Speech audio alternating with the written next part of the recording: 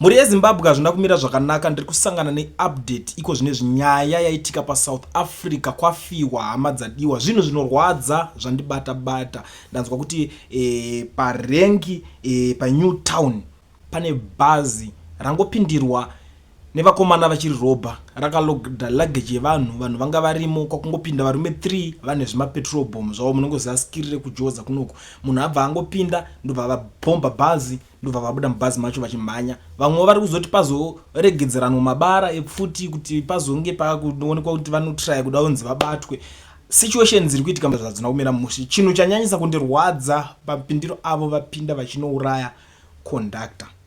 Ndo nyaya iri kunyanyisa kurwadza hama dzadiwa. Iko zvinezvi South Africa, please guys, kune vanhu vese varikuenda kumamusha kumachinchi, fambai makangwarira, ngwarirai. Zvese zvinhu izvozvo ndo pazvinonyanyisa kuitika. Kune vamwe vekutoti vanotokwira nemibhazi racho, motofamba mese, motoendwa nemi, makunosvika kuborder votanga futi kuda kukurobha, asi vanokwanisa kutopinda mubhazi imomo sema passengers. Ndo zvimwe zvezvinhu zviri kuitika. Hondo yacho haisi kupera, vanhu vanenge vakurwira makastoma. Asi yaitika paDivine Bus iyi inyaya inosiririsa, inyaya iri kundirwadza chaizvo hama dzadiwa, kuti vamwe vanhu vanenge vakungofira mahara panyaya dzevanenge vasiri kuziva. Luggage yevamwe vanhu yekuti munhu anenge akashanda gore rese achiti ndakuenda kuZimbabwe inenge yangosvika ikaparadzwa mahara, iye asina munhu chaari kuzivawo, ongobatanidzirwawo mucrossfire.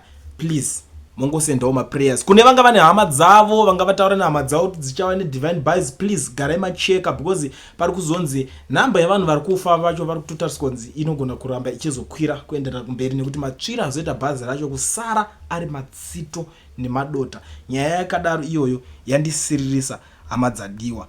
Ndo zvinhu zvatiri kusangana nazvo iko zvinezvi muSouth Africa. Ndo zvinhu zviri kuitika. Ndiri kuonawo vanhu veruzhinjiwo vari kubudawo, vari kutaura zvizhinji pamusoro penyaya iyoyo. Umwe ari kuti I think pane bhazi ravakanetsana naro. That bus they hired vanhu vaita izvi cause murengi chaimo kashoma kurobwa ihondo yemabhazi iyi. Someone from another bus is behind this. Ndo imwe nyaya iri kutaurika panapa. Pari kunzi panokwanisa kunge vane hondo yavanenge vainayo yemabhazi, nekuti vanhu vemabhazi vanonyanyisa kuzviita zvechokwadi, sekutaura kwandambozviita, kuti grudge kana kuti daka rekurwira makastoma rinowanzoitika zvechokwadi. But vanhu munenge makuchingobatanidzirwa, uchazive kuti upinda ripi bhazi manje. Pamwe inyaya dzemaprice, unenge wapinda uchinzi ndo rakati chipe, woonekwa kuti uri kutora macustomers ese, munokwanisa kuitirana jealous zvechokwadi. Umwe ari kuti apo pane zvaitika, I witnessed some drivers of a certain bus vachirova vanhu mubus cause of seats, vatengesa maseats ese. At the end hazvizopere mushe. Trust me, musadherere vanhu, especially muchiuya kunoku. Hakuna mupfana futi haina monya, joza haisi yekutamba nayo. Vanhu vese ma-armed robbers inopiswa. Omana pakaipa. Ndo imwe nyaya iripo, zvechimonya siyana nazvo. Anzi tambona umwe achirova munhu futi kuti zoni panga patengeswa maseats. Inyaya dzirimo mudariro hama dzadiwa dziri kuitika, nyaya dzinosiririsa. Muri yeZimbabwe munozviziva kuti inini pama-updates ndiri munhu wekutoti tinenge takatopikira kuti chibasa ichi ndinomeka sure kuti nyaya dzanyatsosvika kwamuri sezvazviri. Iko zvinezvi tichipedza nyaya yeSouth Africa, ndiri kusangana neimwe nyaya iko zvinezvi latest irimo mudariro, nyaya ine chekuita nevanhu veZANU-PF, nyaya ine chekuita nerufu rwaformer vice president yavemo mudariro. Iko zvinezvi munozviziva kuti ina handina mafanisi. Kana iwewe uripo unodeedzera kuti pasi neZANU-PF, gara walaika this video iko zvinezvi kuitira kuti ZANU-PF iboikane ndichikwanisa kukunzwisai update iri kuitika iko zvinezvi. Nyaya iripo iri kubuda mastreets, pari kunzi the former vice president Phelekezela Mpoko is likely to be buried at his plot in Douglasdale, Bulawayo, despite being declared a hero. Mpoko, who died at age 84 in India while receiving treatment for an undisclosed ailment, was immediately declared a hero by the government, paving the way for his interment at the National Heroes Acre in Harare. So nyaya yavo mudariro ndeyekuti murume uyu anokwanisa kunge asiri kuda kuvigwa, ndo shoko riri kubuda muHeroes Acre.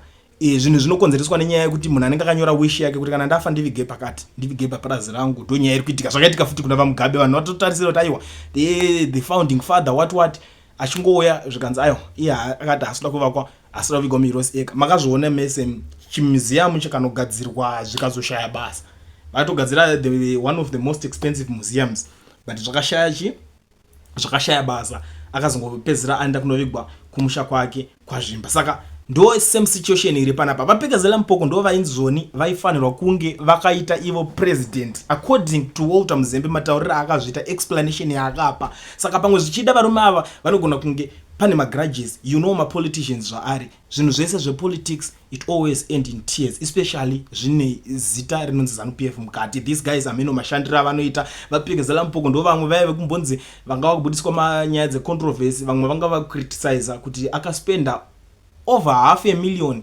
achigara muhotel mari iyoyo dai yakashandiswa zvimwe zvinhu yaikwanisa kana kuhelpa muzvipatara machallenges akasiyana siyana pakuti munhu ozopedzera akunorapirwa kuIndia zvichemo zvaitaurwa nemaZimbabweans kunyanya ende makanzwa panyaya yacho painzi aifanira kunge iye aikwanisa kuita aita president nekuti vaMnangagwa vakanga vadzingwa basa saka vakabva vaenda kuSouth Africa and for sure takazowitnessa vakauya kuSouth Africa takanga tichitoona mumastreets zvichinzi varimo vapindira muSouth Africa takatombofambisa mufananidzo yavo yainongedzerwa nevanhu ichigadzirwa zvichinzi vapewo basa pamwe vari kutsvaga rekudriver gonyeti nekuti vaimboti nyika yakanaka vakuuyawo kunoko makazvionera makore acho aya hama dzadiwa 2017 pakazoitwa coup asi zvakazongoendawo pamwe nekuti vanhu vanozongodhimanda zvavanenge vachida ende coup yacho inogona kunge ine vanhu vayo vanenge vaigadzira saka iko zvino handisi kuzivawo kuti zvinopera mushe here zvinhu zviri kuitika izvi hama dzadiwa ngatisangane mucomment section mangu muchindiudzawo mafungiro nemaonero enyu panyaya iyoyi